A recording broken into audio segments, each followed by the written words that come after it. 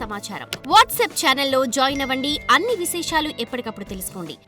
గురుగారు, మనం గమనిస్తే కూడా గ్రామ దేవతలకు చేసే ఉపచారాలలో జాతరలు అయితే ఇందులో రకరకాల వేషధారణలు, తర్వాత రకరకాల శబ్దాలు, రకరకాల విన్యాసాలు కూడా చేస్తూ ఉంటారు.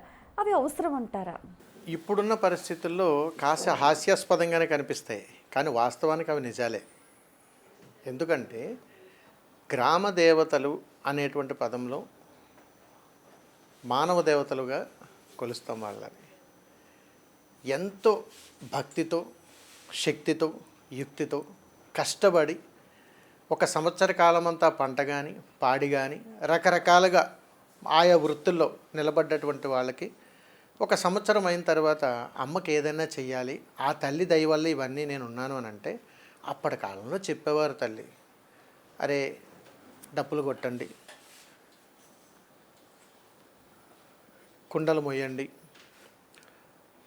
జలాభిషేకాలు చేయండి, ఏరులై రక్తాన్ని పారించండి, పసుపులు దంచండి, తోరాలు కట్టండి. ఇలా చెప్పేటువంటి అన్నిట్లో కూడా అమ్మ ఇమిడిబడి ఉంటుంది.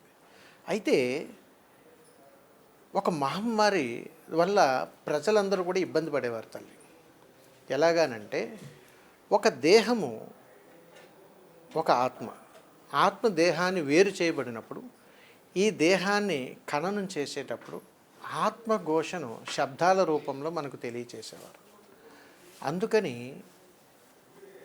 అంతిమయాత్రకు వెళ్ళేటప్పుడు అమ్మవారి యొక్క శక్తి స్వరూపాల్లో ఏదైతే ఈ దేహము ఆత్మ అనేటువంటి విధానంలో దేహము ఆత్మను వేరు చేయబడినప్పుడు ఆత్మ పడేటువంటి ఆత్మఘోషను శాంతపరచడం కోసం ఒక మనిషిని తీసుకుని వెళ్తూ ఉన్నప్పుడు అక్కడ పలికించేటువంటి శబ్దాలు ఆత్మఘోషగా చూడాలి.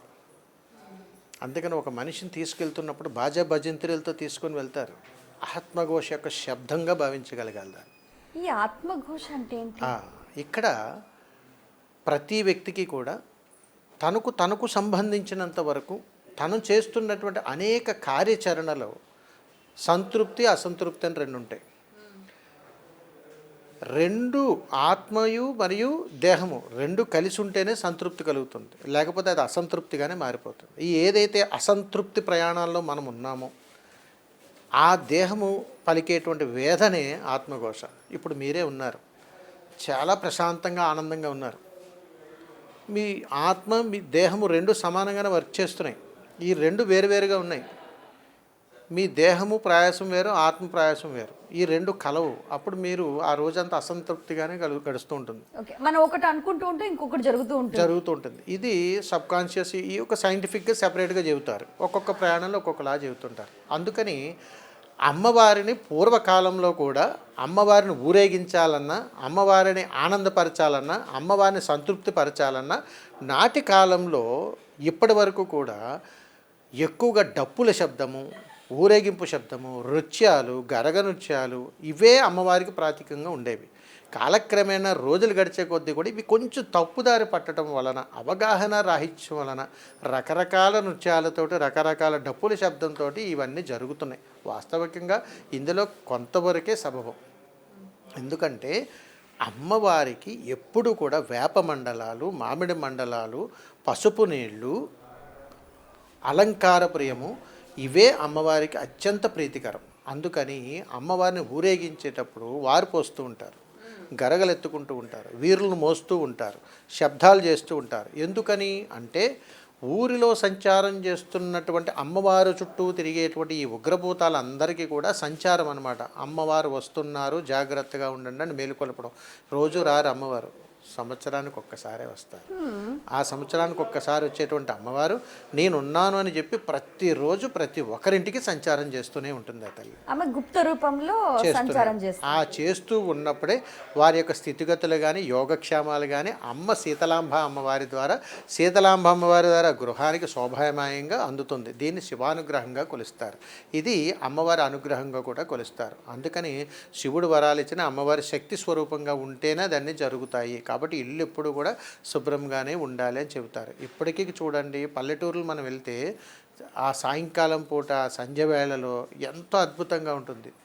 అదేవిధంగా మళ్ళీ ఉదయం పూట చూడండి, ఆ ప్రకృతి కానీ ఆస్వాదించడం కానీ అక్కడ ఉన్నటువంటి విధానాలు కానీ చాలా ఆనందకరంగా ఉంటాయి. అంటే మన మనసుని ఎంతో ఆహ్లాదకరంగా తీసుకొస్తాయి. ఇవన్నీ ఎందుకనంటే దేవతల సంచారం చేసేటువంటి ప్రదేశం అంత గొప్పగా ఉంటుంది తల్లి. అందుకని గోధూళి వేళ అంటారు సంధ్యా సమయంలో. ఆ సమయంలో కూడా దేవతలు నడుచుకుంటూ వస్తారు తల్లి. అందుకని ఆ వాసన కానీ ఆ ప్రదేశాలు కానీ చాలా అద్భుతంగా ఉంటాయి తల్లి. ఎన్నో రోగాలకు కూడా నయమైపోతూ ఉంటాయి అలాంటి ప్రదేశాలు. అందుకని ఇప్పటికీ పల్లెటూరు నుంచి వచ్చినటువంటి వాళ్ళకి ఆయురారోగ్యాలు ఎక్కువగా ఉంటాయి. మన సిటీ పరిసర ప్రాంతాల్లో బ్రతికేటువంటి వాళ్ళ యొక్క ఆహార విధానాలు మారిపోతాయి. అందుకని అమ్మవారిని తీసుకుని వెళ్ళాలన్నా, అమ్మవారిని ఆనందపరచాలన్నా, అమ్మవారిని ప్రసన్నం చేసుకోవాలన్నా శబ్దాలు తప్పనిసరి.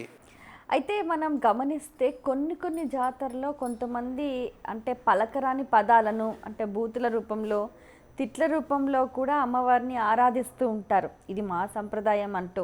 అది ఎంతవరకు సమంజసం అంటారు? ఇది సంపూర్ణంగా అయితే లేదు తల్లి. ఇలాంటివి ఆచారాలు వ్యవహారాలు అన్నీ కూడా తప్పు పట్టడం కోసం, ఒక రకమైనటువంటి ప్రలోభాలకు గురి చేయడం కోసం వక్రంగా సృష్టించి రకరకాల మూఢనమ్మకాలకు అతీతంగా మార్చేశారు. వాస్తవికంగా అంటే చేసే వాళ్ళకి అవగాహన ఉండదు, దాని గురించి మాట్లాడాలన్న సమయం వృధా.